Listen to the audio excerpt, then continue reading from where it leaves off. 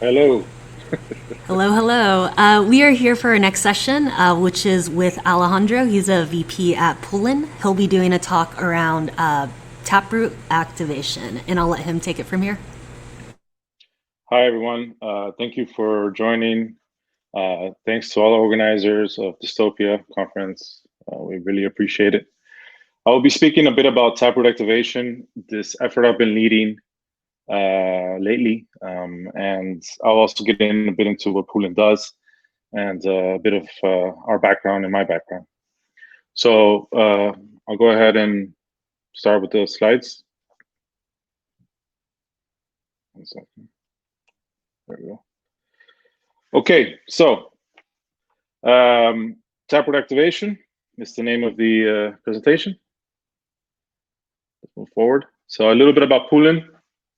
Well, first, a little bit about me. I've been working at Poolin since a year and a half now. Before that, I was at BTC.com mining pool, which was part of Bitmain. The reason I got into Bitmain was because the company startup that I helped start up in Amsterdam called Blocktrail was acquired by Bitmain. So I've been leading the effort with a group of guys at BTC.com. We grew the mining pool to be the largest for 2 years in a row, the largest mining pool in Bitcoin in terms of hash rate. I then left and joined Poolin. Poolin is actually founded by the same guys that founded BTC.com, at least a portion of them. And in the last year, we've grown to be, as you can see here, the second largest Bitcoin mining pool in the industry. We also have mining pool operations for a lot of various other coins like Ethereum, Litecoin, Bitcoin Cash, Dash, Monero. And as you can see here, we also have merged mining with Dogecoin. Dogecoin has been very popular lately.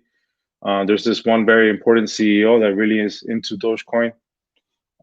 So he's been pushing Dogecoin. So you can also mine it with us.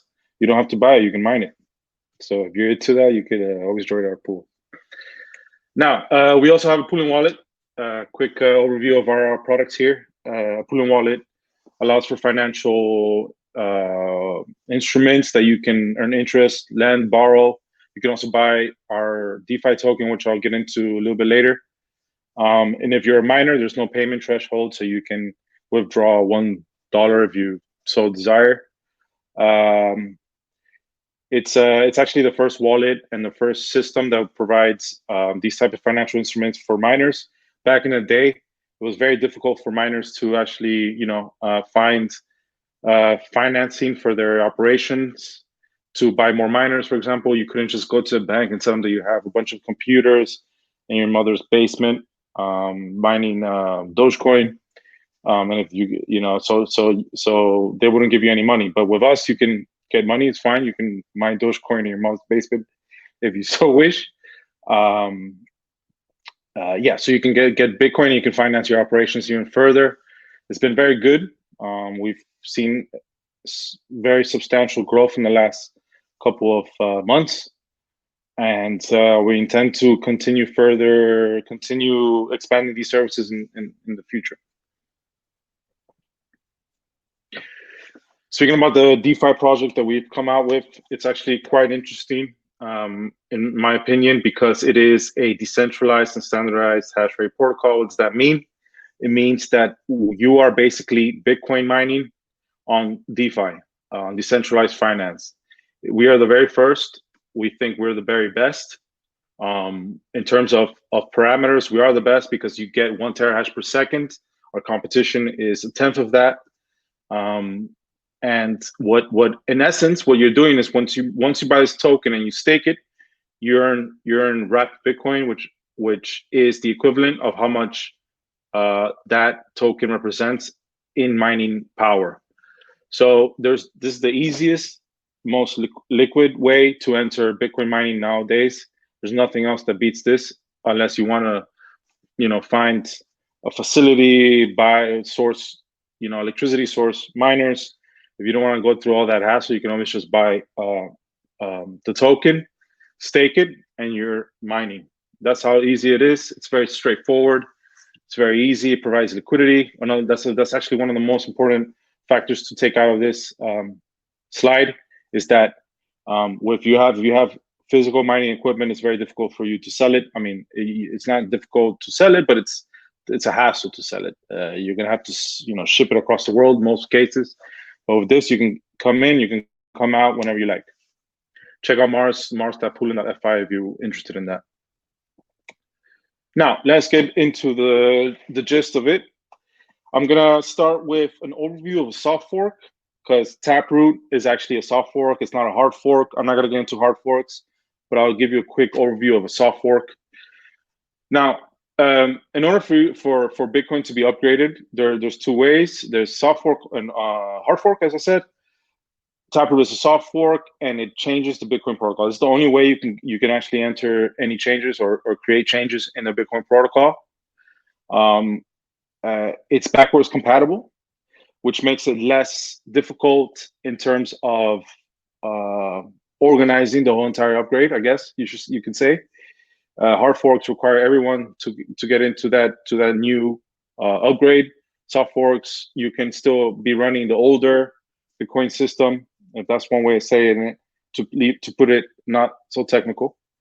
There's been soft forks in the past. SegWit, I'll get into that later. Also pay to P2SH, and a few others, but those are a long time ago. Now, there's two ways in order for us in the Bitcoin industry community to activate a soft fork, and that is through a miner activated soft fork, which is, as the name says, it's when a majority of the miners enforce the new rules and then then the upgrade takes place. This is something that I've been trying to lead, I guess I could say, with the taprootactivation.com site. I'll get into that later as well. And then there's a secondary way, which is also legitimate, and there's nuances in the differences, but they're both intended to activate an upgrade into Bitcoin, so they're both good. There's nothing wrong with either or, right? It's called user activated soft fork. SegWit was actually enforced through this way, which is the nodes instead of the miners. The nodes coordinate the new rules, and they don't require support from the miners. And once overwhelming threshold once the threshold is met, then the upgrade is live. SegWit, which was the latest soft fork, was activated in this way. Let's get into SegWit, because this is actually quite important information that leads to why I'm leading. Me and Poolin are leading taprootactivation.com. Because SegWit fixes transaction malleability, which was an issue in Bitcoin for many years, and it also increased block capacity. That's what SegWit did. Segregated witness. This was in 2017. However, it was very contentious, to put it lightly. There was various forces, various users, various participants in Bitcoin that did not want this to go through. And that caused basically a sort of civil war in Bitcoin. There was a lot of miscommunication as well, as I stay here, as I put here, because before SegWit, there was another soft fork called P2SH, pay to script hash. And when that occurred, Bitcoin was very small. It was nowhere near to what it is now, and well, to what it was then, SegWit times, and now even less. So there was not a lot of problems when doing that soft fork to pay to P2SH. Now when SegWit came along, it was a much bigger industry. There was a lot of participants, and there was never really a communication between miners and businesses, users and businesses, miners and users, developers, etc. There was a lot of these parties were all working together to push Bitcoin forward, as we all know, of course. But when it came to actually trying to upgrade Bitcoin with a soft fork, then everything fell apart. Every single party tried to pull, towards themselves or towards their own interests. There were some miners and mining companies that did not want this to go through because they had other ideals, philosophical ideals, business interests. So there was in essence a civil war. I was actually part of Bitmain when this was occurring. Bitmain was one of the strongest parties to try to stop SegWit at that time, which eventually led to Bitcoin Cash fork, and then Bitcoin SV, and then all the rest of the forks. Caused me a lot of PTSD, post-traumatic stress disorder. I did not enjoy those couple of months. It was very bad in terms of the amount of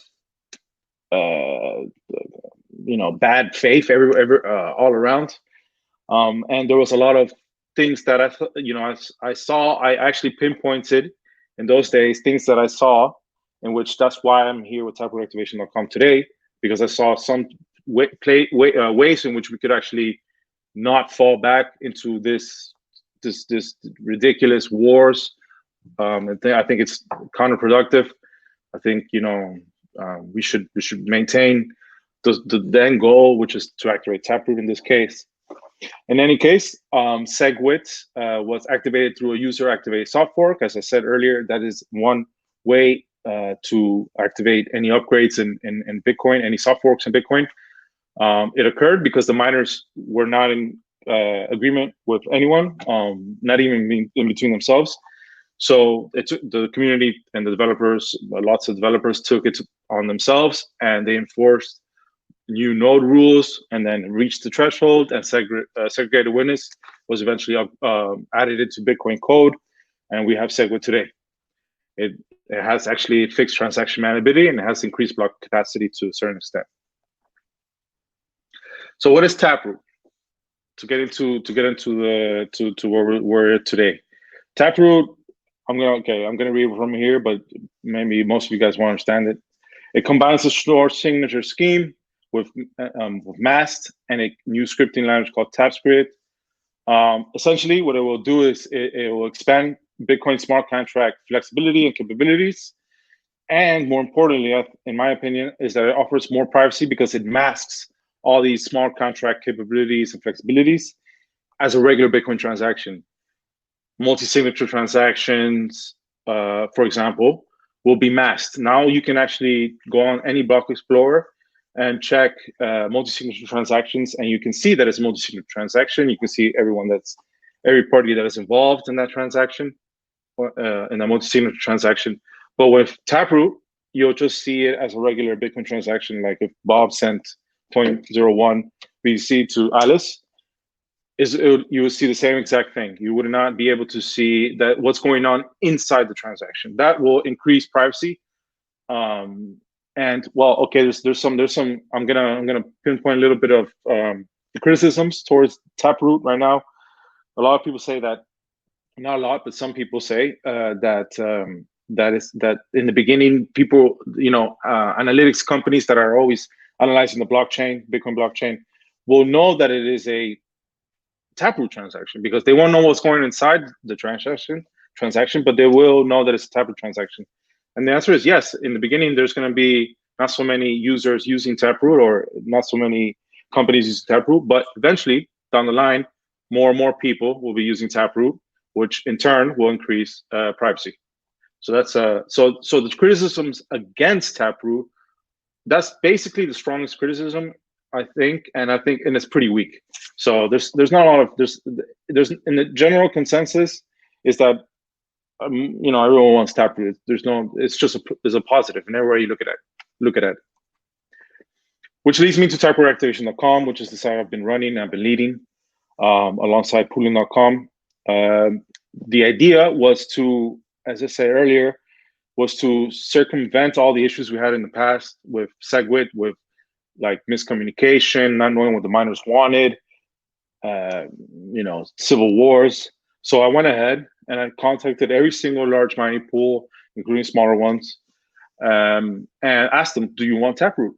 And the overwhelming majority right now, as of 3 days ago, 2nd of March, 89.07% of all mining pools, which represents basically almost 89% of all global Bitcoin hash rate, is in agreement for Taproot. They want Taproot. That's a great thing. That shows that this time around, there's not a lot of contentious feelings. There's no ill will. It's a great thing. I'm overwhelmingly happy to see this and to be a part of this effort. And now the next step is where things are becoming a little bit more heated. No, I'm not going to say that, and that's not the right word. We're still trying to figure out the next step, and that is how to activate it. Right? Everyone is in agreement that they want to activate it, but then now the question starts is how do we have to activate it? And there's two. We've basically come down to two main possibilities. There is a third one, which is flag deactivation, which has been pushed by Matt Corallo, which is also pretty interesting. But I'm just gonna focus on these two because that's more or less what's going on just today in the current event. LOT stands for lockout timeout, which there's two options: LOT false, LOT true. LOT false is a MASF, which is miner activated soft fork, which means that the miners are the ones who will activate a Taproot. Once a certain threshold is met, around 90%, let's say 95-90%, then Taproot is activated and everyone's happy. Taproot is now inside Bitcoin. If it doesn't happen, nothing goes on. Bitcoin stays the same as it works, as everyone knows. Listening to me right now, it works perfectly fine. That's it. That's and there's a 1 year threshold. There's a 1 year time frame to reach that threshold. LOT true, on the other hand, is also similar in the fact that miners can activate Taproot through signaling and through the upgrade. However, if after the time frame of 1 year and miners have not upgraded and signaled for Taproot, then the nodes with its user activated soft fork. This is a user activated soft fork. The nodes themselves will start rejecting the blocks that don't signal for Taproot, which will then, of course, reach the threshold because they will only accept those blocks that are signaling Taproot. Now, those are the two ways. Of course, there's flag deactivation, which is basically at the end of a certain period, let's say a year time frame. It just activates. End of story. There's other forms as well. I don't want to get too much into each individual point and the different points in these two activation because I'm just not going to get into it. So, but yeah, that's where we are right now. So we've already reached a sort of pretty far, I'd say, in my opinion. We've reached a sort of consensus that everyone wants Taproot. Now we still haven't reached the consensus on how to activate it. That's the next hurdle. It's an important one. Remember, everyone needs to keep in mind that this is a feature, not a bug, right? It's very difficult to upgrade Bitcoin because that's a very good thing, because if it was very easy, then there would be many changes to Bitcoin, and sometimes it wouldn't be what might not be the best for Bitcoin. So every single change that occurs in Bitcoin requires years of work and of coordination and of sometimes some ill will or deferring viewpoints, which is perfectly fine. That's why it's a decentralized system. It's a great thing. There's nothing wrong with what's going on now. Let's just see how we can do it, how we can move forward. At the end of the day, everyone wants Taproot, or at least in the mining pool side. From what I know, I'm a miner. I'm a mining pool operator. We want Taproot.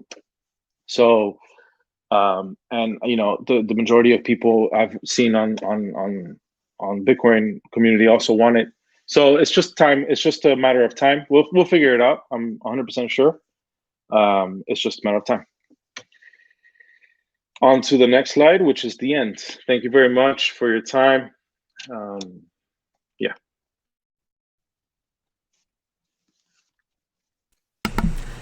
Cool. So we have one question, and it is, are you affected by the shutting down of mining facilities in Mongolia? Well, that's a good question. You need to keep in mind that Poolin is a mining pool, so we don't run. We do run one mining facility, or sorry, a handful of mining facilities that represent the DeFi token, the hash rate DeFi token, as I explained earlier. These are not in Mongolia, so we're not affected by it. But on the other hand, we're a mining pool. All our miners are spread across the globe. And if there's a mining farm that is based in Inner Mongolia that is mining on Poolin, they will have to move. For us, it's not affected.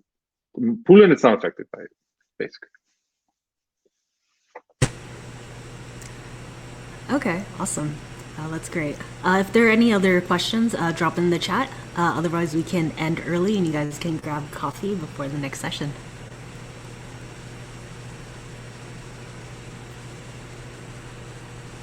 Awesome. Alejandro, thank you so much for doing this. Really appreciate all your talks. Thanks, Hishin, you. Thanks, Dystopia. See you guys later. All right, take care. Bye. Oh, I think I see one more question if you're still there. Are sure. other smart contracts as they are on Bitcoin also hidden on Taproot? Are other smart contracts as they're on? I think that's a strange question. That is a strange question, yeah. I guess like maybe they want to talk about Taproot and privacy a little bit more and how that works. Okay. Well, it's very straightforward. It just you won't be able to tell what's going on in the transaction with Taproot.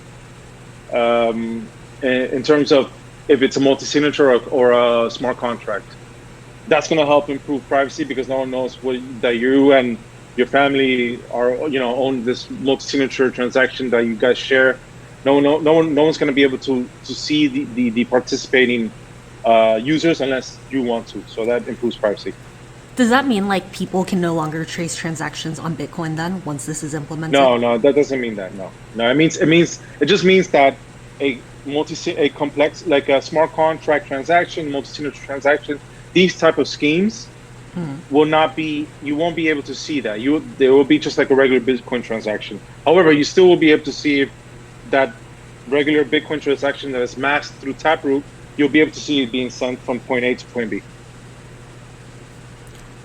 Another question: what percentage of your pool mining hash rates use renewable energy?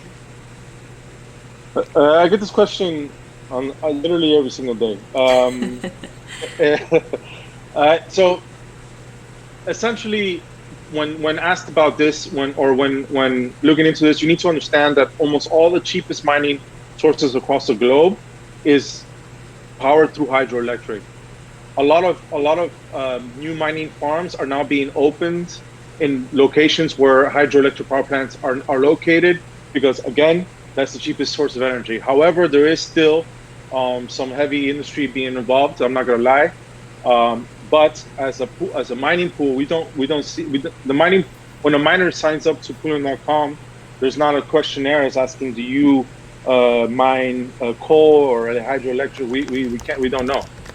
They just send us hash rate and we send them Bitcoin. End of story. Okay, perfect. Awesome. Well, I think we're set. Okay, cool. Thank you again. Cool. Thanks. Take care. All right. Bye-bye.